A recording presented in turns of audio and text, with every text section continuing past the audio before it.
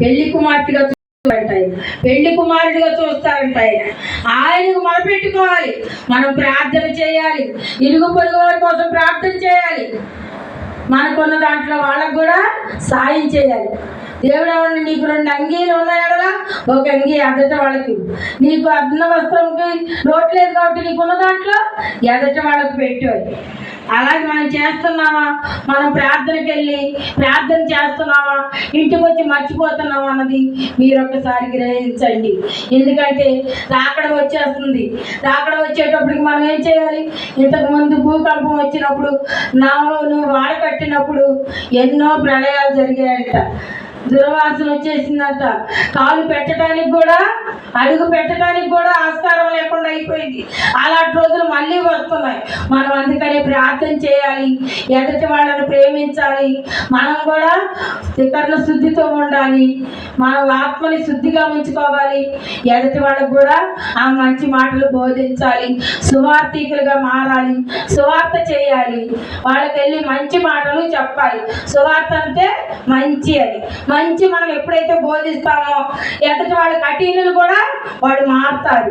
వాళ్ళు మారాలి అంటే ముందు మనం మారాలి, మనం మారి వాళ్ళకి మంచి మాటలు చెప్పాలి. మంచి మాటలు మనం చెప్పాలంటే నీ కంటిలో ఉన్న దూరాన్ని తీసుకొని ఎదుటి కంటిలో నిలుచుని తీయటానికి నువ్వు వెళ్ళాలి. అంతేగాని నువ్వే మారకపోతే వాళ్ళు ఎలా మారుతారు? నేను ప్రార్థనకి వెళ్ళాను, అయిపోయింది, ఇంటికి వచ్చాను, గొడవాడేనంటే సరిపోతుందా? నీవు గొడవాడితే పక్క ఇంటి వాళ్ళు కూడా నేర్చుకొని గొడవాడతారు.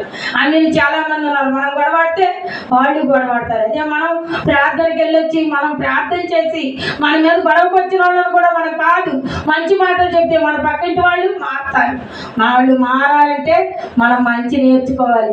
కీర్తనకారుడు ఎలాగైతే యేసుప్రభు వారికి మొరపెట్టుకున్నాడు, దేవా నా ఆత్మశుద్ధిని శుద్ధిగా చేయతండి, నా ఆత్మను శుద్ధిగా ఉంచుతాడని కీర్తనకారుడు ఎలాగైతే మొరపెట్టుకున్నాడో మనం కూడా అలా మొరపెట్టుకోవాలి.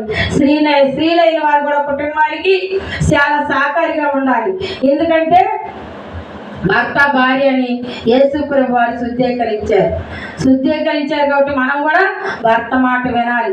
చాలా ధనాన్ని కూడా దాన్ని ఖర్చు పెట్టుకునే విధానాన్ని కూడా నేర్చుకోవాలి. బిడ్డలు చూసుకునే విధానాన్ని కూడా నేర్చుకోవాలి.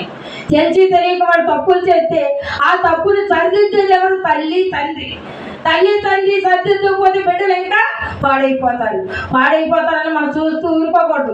మనం మారి మంచి మాటలు చెప్పి వాడు చెడిపోకుండా వాళ్ళని మంచి దారిలో నడిపించాలి.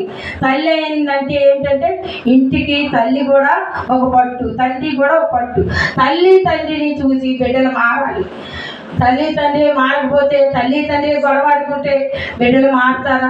బిడ్డలు కూడా వేరే విధంగా ఉంటారు.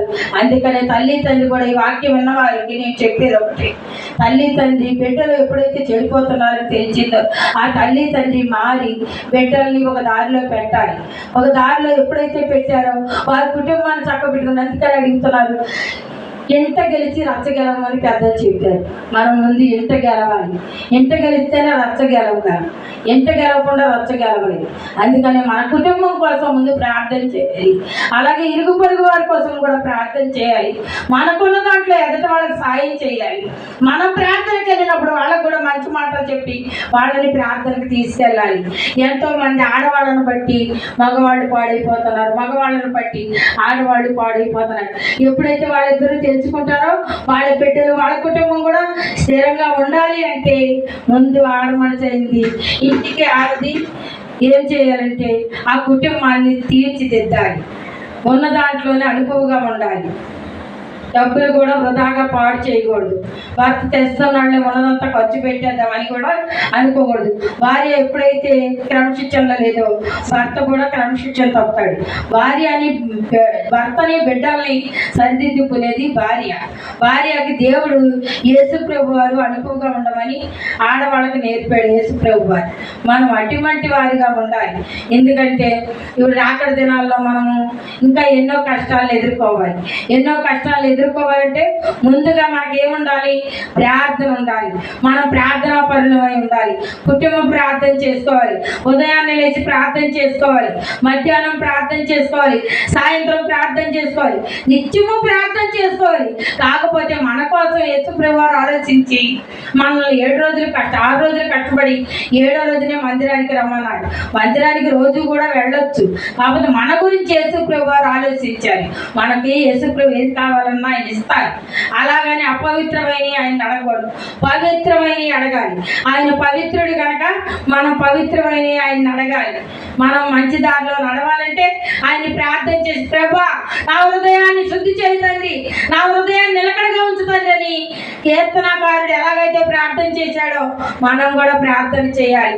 మనం ప్రార్థన చేసి ఎదుటి వాళ్ళకు కూడా ప్రార్థన బోధించాలి, సువార్త కూడా చేయాలి. మనకు వచ్చిన బిడ్డలకు కూడా, మందిరానికి వచ్చిన బిడ్డలకు కూడా సువార్థికులుగా మార్చాలి. మరి ఈ చిన్న వాక్యం దేవుడు దీవించుగా.